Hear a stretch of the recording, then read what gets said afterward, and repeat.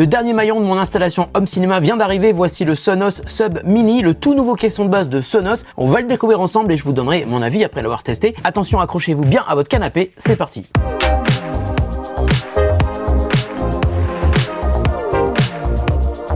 Salut à tous et à toutes, c'est Nico, j'espère que vous allez bien, moi ça va toujours aussi bien comme d'habitude et ça va encore mieux aujourd'hui parce que je vais vous parler d'une marque que j'adore et que j'ai adoptée depuis plusieurs années à la maison, Sonos. Alors j'aime beaucoup cette marque parce qu'elle propose des produits au design soigné, mais l'autre aspect important c'est que la phase d'installation est super simple et l'application est très agréable à utiliser pour créer différentes configs d'enceintes ou aussi pour gérer le multi-room. Alors c'est vrai que les enceintes Sonos pour la maison ne proposent pas le Bluetooth et ça c'est le truc qu'on remarque quand on ne possède pas d'enceinte Sonos parce qu'on l'oublie totalement dès qu'on commence à utiliser l'écosystème Sonos car les enceintes sont compatibles AirPlay 2, Wi-Fi, Spotify Connect et j'en passe et on comprend vite que l'absence du Bluetooth est une volonté de Sonos pour conserver une bande passante très élevée qui passe donc par le Wi-Fi. D'ailleurs, il n'y a aucun câble qui relie les enceintes entre elles et vous ne le savez peut-être pas, mais c'est Sonos qui a inventé le multi-room audio sans fil. Alors j'ai déjà fait plusieurs vidéos sur les produits Sonos, notamment la BIM 2, la ROM qui elle est une enceinte compatible Bluetooth, mais je vous ai aussi parlé des P5 il y a longtemps et j'ai tellement adoré les performances des enceintes Sonos que j'ai constitué un petit système home cinéma à la maison. Alors je voulais un système discret adapté à la taille de ma pièce qui fait donc 18 mètres carrés. Donc dans mon salon, j'ai installé une Sonos BIM Génération 2, deux Sonos One. Dans l'application, j'ai créé une config home cinéma avec la BIM 2 qui assure les voix avant et centrales et les deux One qui se chargent des surrounds. Ma BIM 2 est planquée dans un meuble que j'ai acheté spécialement pour l'occasion. Il est formé de portes grillagées qui permettent de faire rentrer la BIM à l'intérieur sous le vidéoprojecteur et de laisser passer le son à travers le grillage. Et à l'arrière, j'ai donc installé les deux Sonos One que j'ai posés sur les bords de mon canapé. Il existe aussi des pieds pour les installer si vous n'avez pas la possibilité de les mettre comme moi sur le canapé. Et les trois éléments sont connectés ensemble dans l'application Sonos pour former donc un ensemble home cinéma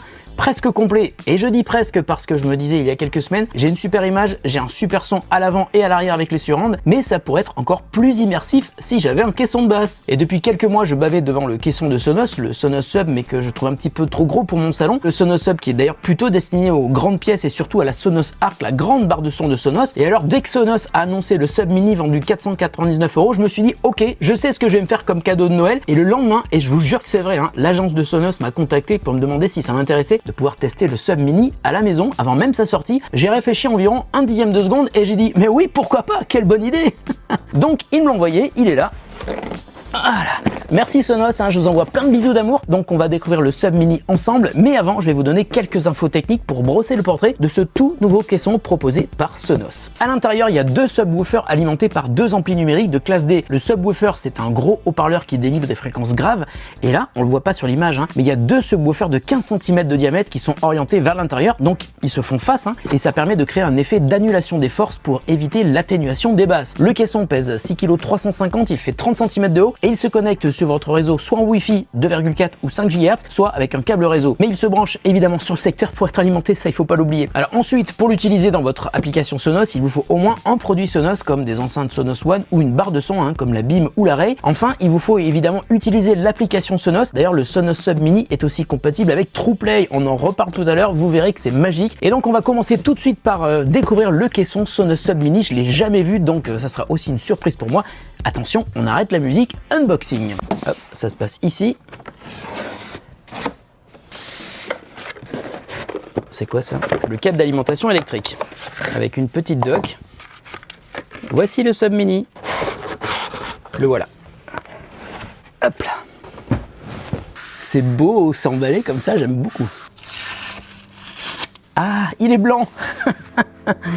J'ai des enceintes noires à la maison, mais c'est pas grave parce que je vais le mettre à côté de mon vidéoprojecteur, à côté de mon meuble, et il sera très très beau, j'en suis sûr. Il est mini, mais il est lourd, et s'il est lourd, c'est normal parce qu'il faut que ça pèse son poids, et puis il faut pas que ça vibre non plus. D'ailleurs, pour pas que ça vibre, regardez, dessous il y a des pieds en caoutchouc qui sont même moulés à l'intérieur du coffrage. C'est assez joli. Dessous, on voit aussi la prise pour l'alimentation électrique et la prise pour le câble réseau Ethernet si on veut pas l'utiliser en Wi-Fi.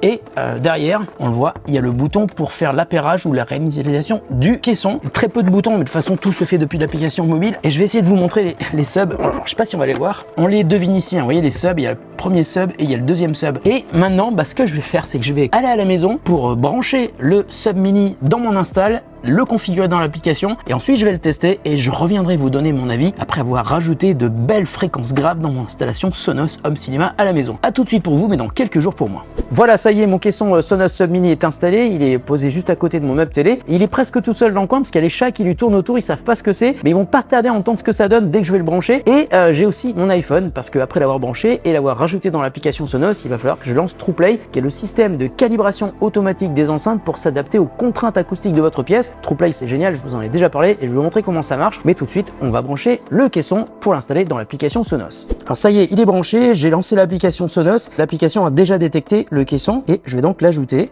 Repérez la zone mise en évidence sur votre produit. Lors de l'étape suivante, vous devez faire toucher votre appareil mobile contre cette zone afin que nous puissions obtenir le code PIN nécessaire à la configuration. Ça y est, il l'a détecté. Maintenant, le caisson va se connecter sur mon réseau Wi-Fi. Voilà, votre Sub Mini a été ajouté. Vous pouvez poursuivre sa personnalisation dans Paramètres. Et ben, il a tout de suite détecté qu'il y avait déjà un système installé dans mon application Sonos et il me propose de le rajouter dans mon système. Et il est en train d'ajouter le Sub Mini dans mon install Home Cinema. Voilà, le Sub Mini a été ajouté dans mon installation. Et ben maintenant, si je clique sur Système, je vois qu'il y a mon système qui comprend donc la BIM, la One SL, la One SL et le Sub Mini. Et là, je peux accéder aussi au réglage du sub.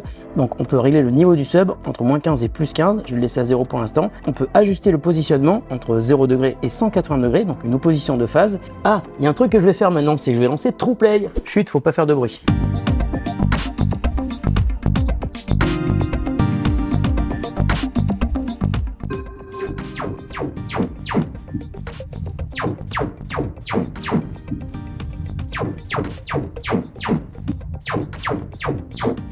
Voilà, le son est équilibré. Maintenant, il va faire le réglage TruePlay pour adapter chaque enceinte aux contraintes acoustiques de ma pièce.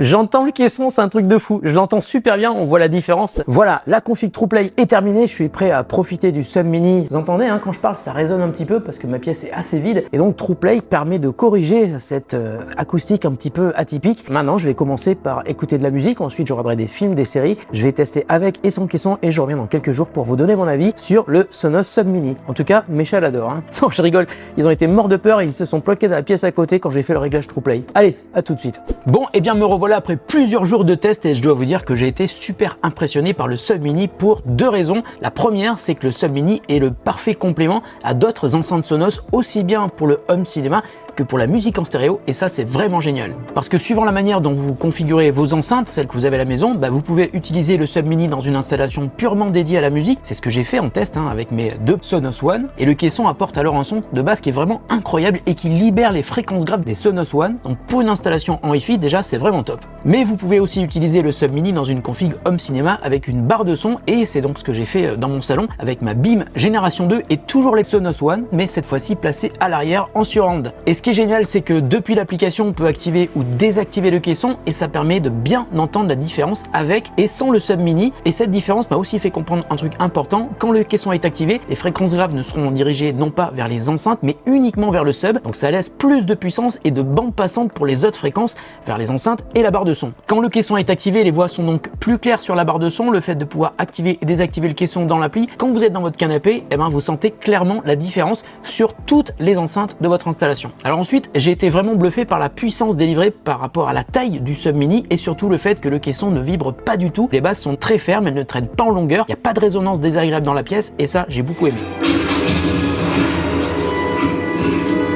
D'ailleurs, une info intéressante, le caisson descend à 25 Hz, c'est le seul chiffre que communique Sonos sur la partie technique et figurez-vous que c'est exactement la même fréquence à laquelle peut descendre le gros sub de Sonos, celui qui vaut plus de 800 €. En revanche, deux déceptions. La première, c'est le même souci avec tous les produits Sonos, la phase de config TruePlay pour la calibration automatique du caisson par rapport à votre environnement est uniquement dispo sur iPhone, ça change pas ça. Et c'est quand même dommage car si vous êtes sur Android, vous ne pourrez pas lancer TruePlay et vous aurez donc un son qui sera pas forcément idéal si votre pièce n'a pas des conditions acoustiques acoustique parfaite. La deuxième déception, c'est le fait qu'il ne soit aujourd'hui pas possible de mettre 2 subs mini dans une installation, et c'est bizarre parce qu'avec le gros Sonos Sub, on peut le faire. Donc si vous avez une très grande pièce, à mon avis, réfléchissez à faire évoluer votre installation vers le Sonos Sub et la barre de son Sonos Arc. Alors en conclusion, ce Sonos Sub Mini, c'est un grand oui, à la fois en musique et home cinéma. C'est un caisson qui manquait vraiment au catalogue de Sonos, parce que jusqu'à maintenant, vous le savez, hein, il y avait que le gros Sub qui était vendu plus de 800 €, mais qui est plutôt destiné à accompagner la barre de son Arc. Mais ce Sonos Sub est surdimensionné pour ceux qui auraient investi dans des barres de son les plus abordables de chez Sonos, comme la Ray ou la Beam, hein, c'est celle que j'ai à la maison, et pour les surrounds et la stéréo, les Sonos One, et même les enceintes Symfonisk que vous pouvez acheter chez Ikea et que vous pouvez aussi ajouter dans l'appli Sonos. Voilà, c'est la fin de cette vidéo, j'espère qu'elle vous a permis d'en savoir un petit peu plus sur le Sub Mini de Sonos et surtout sur ce qu'il peut apporter à votre installation Sonos déjà existante. Et franchement, en tant qu'utilisateur d'enceintes Sonos depuis des années, je vous dis juste un truc, foncez, vous ne serez pas déçus. Je vous mets un lien vers le Sub Mini de Sonos et les autres produits de la marque en description de la vidéo. Prenez soin de vous et de ceux que vous aimez, mais prenez aussi soin de vos oreilles en leur offrant une installation de qualité, et avec Sonos, on va dire que c'est déjà super bien parti. Salut à tous et à toutes et bonne journée.